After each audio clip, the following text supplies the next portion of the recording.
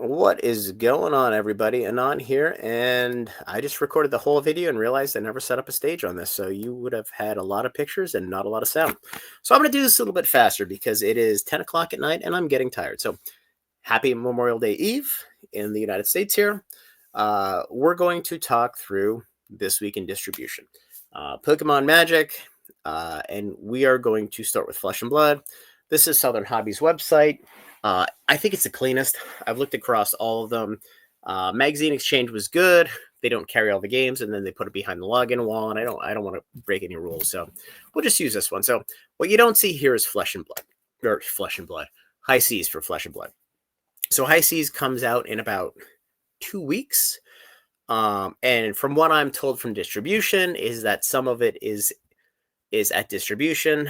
The rest of it is stuck at customs. So I'm not a big fan. I ordered some because we have folks in the store who want some. It's sort of kind of interesting, but the sealed product doesn't move. Either way, it's a little bit of a shit show. So just reporting on it. So I'm going to go right through the list. Sorcery Contested Realms. Looks like the new set has no estimated timeline.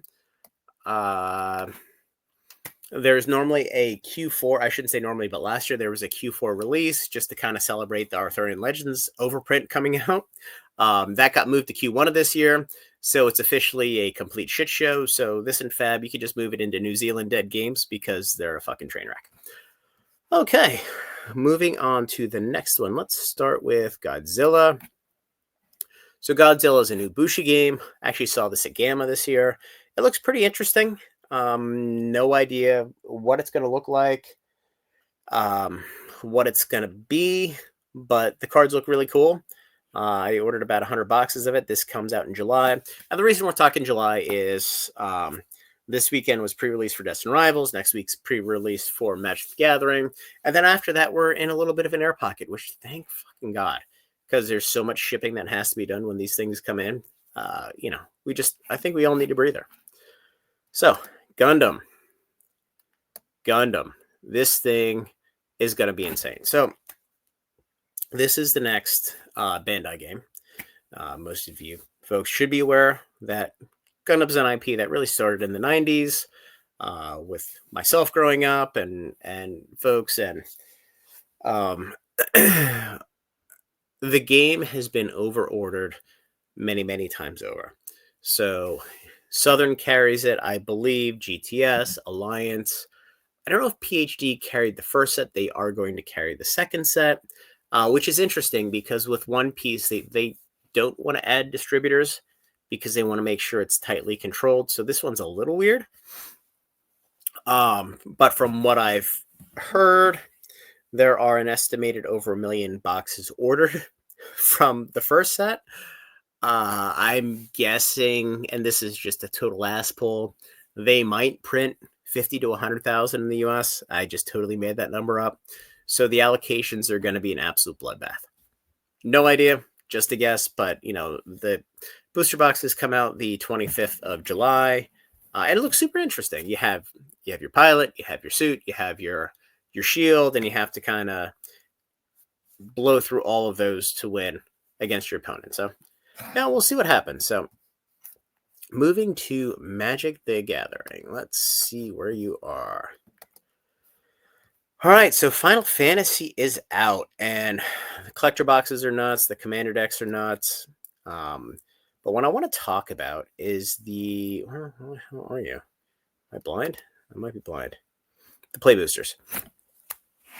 So the play boosters kind of got jacked up. So initially, it was an unallocated, you can get whatever you want for the play boosters. Well, then it went to there's going to be 2 waves, and now there's 3 waves. So what I think happened, our friends at Hasbro, and we are 35 days from the end of Q2, so they're going to be whores. I think they pulled back product from distribution. They're going to run it through Amazon to maximize their profit like they do at the end of every quarter.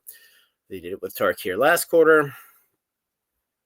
So the play boxes, the first wave is probably like 60-70% of what folks ordered, unless they ordered super early. Wave 2 is the balance of wave 1 plus about half of what folks ordered up until the deadline for the order.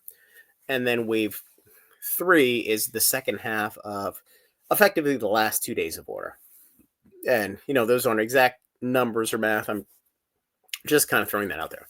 Now, I do want to mention that in my opinion, there's going to be another large dump of product coming the third or fourth week of June. Because if I'm Hasbro, I want it in distributors' hands before the end of the quarter so I can record the revenue and the margin. So I think that's going to be a good thing.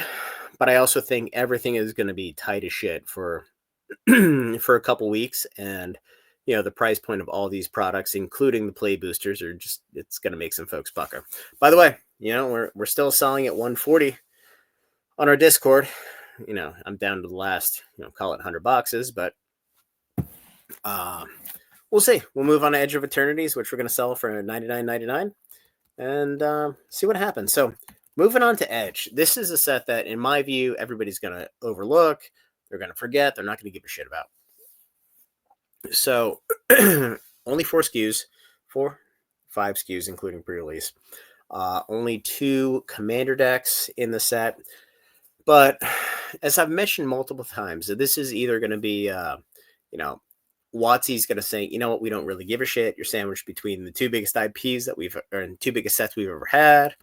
Or they're going to say, you know what, this set has to stand on its own, and we gotta we gotta put it on the table because this has to be a banger set. So I'm leaning more toward it's going to be a banger set. Now, I mean, I'm in for a large amount of product already that I'm committed to, and Distro's committed to me. But I think what's interesting, and the first time I tried to record this, I pulled it up, but it wasn't there. So I'm not going to do it this time. But on the commander deck, or I'm sorry, the collector boxes for this and for Spider-Man, it talks about the odds of foils and mythics and etc. But it also says you may even hit a showcase mythic, which is the rarest of them all or most collectible or something like that. Given the nomenclature that WotC has used, I fully believe that that is a serialized card. A lot of folks have stayed away because it's like, well, it's not serialized. It's not serialized. We're now 5 sets into a single serialized card in the set. There is no reason in my mind they're going to change that now. It's just not going to happen. So there's going to be a serialized card in Edge. There's going to be a serialized card in Spider-Man. And I think the Spider-Man collector boxes are going to be everything that Final Fantasy is, and probably Benson. So the other thing that scared the shit out of me up until this past week was overprinting everything in Spider-Man if there were no serialized cards. So now that I have a high degree of confidence there's going to be serialized cards, and we also see the fact that the print capacity of play boxes is constricted because you as in Wizards of the Coast is delayed on Bloomborough, which apparently just hit. Tarkir, Foundations, Final Fantasy.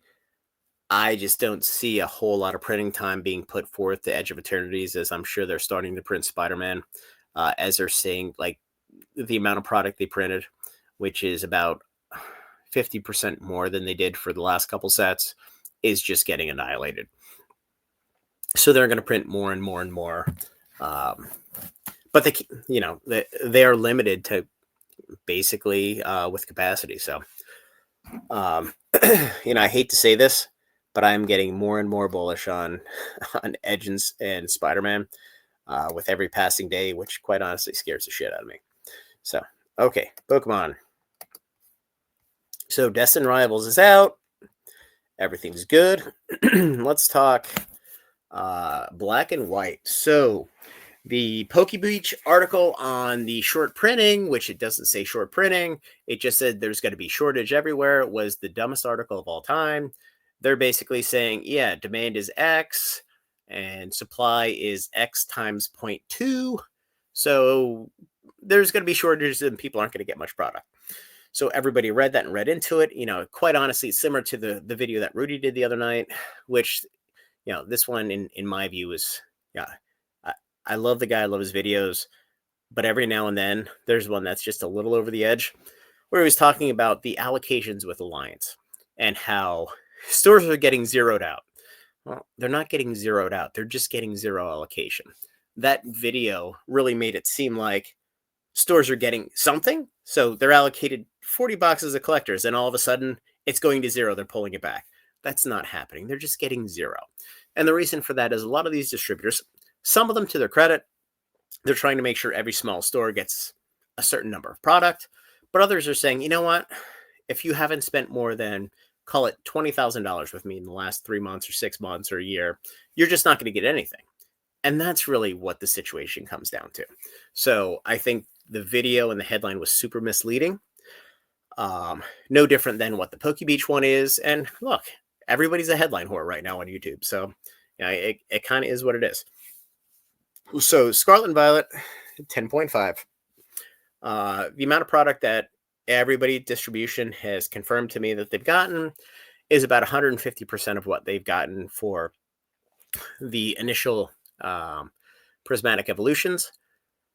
So, if they got 100,000 ETBs for prismatic, they've gotten 150,000 ETBs for black and white. However, it's only 75,000 for black, 75,000 for white. So in aggregate, they're up significantly, but when you look at the individual sets, it's still short. So it's, again, I think it's genius by Pokemon.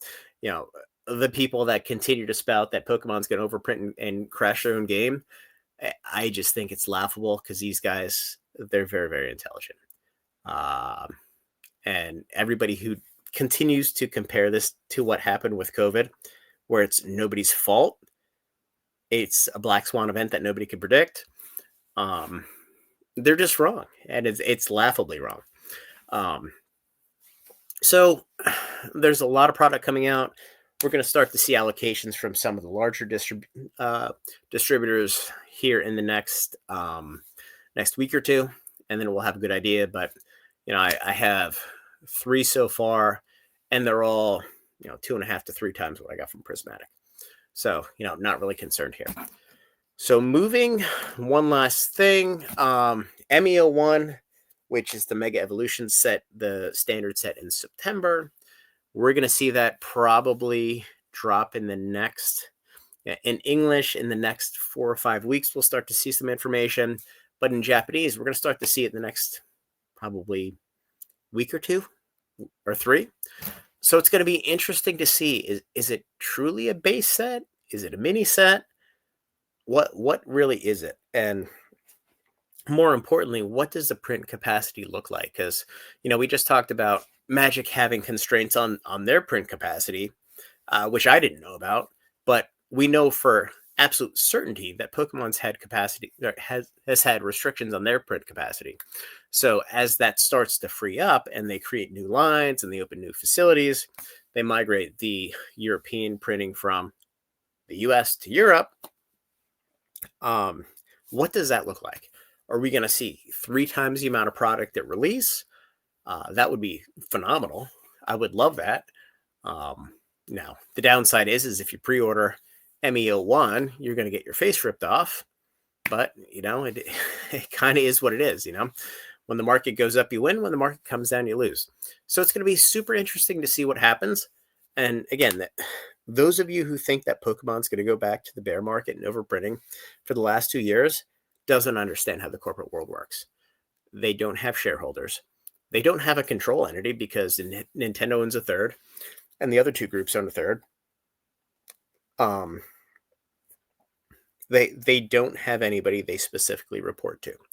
So as I mentioned in my video, was it last night, the night before, the fact that they reduced their print runs in 2024 versus 2023 shows that they have the discipline, they have what it takes to throttle things as needed. Now, it may always be delayed, but they're going to make the right decision. They have no interest in watching this thing go back to zero. They're gonna ride the fence as much as they can without going over, because they know the second they go over and the market loses faith, they're fucked for at least 3 years. And quite honestly, if it doesn't recover like it has the last few times, it could be much longer than that. And there's no way they're going to risk that. They're too smart for that. So Anyway, guys, that's this week in distro. Like the video, subscribe to the channel, join the Discord, and we'll talk soon.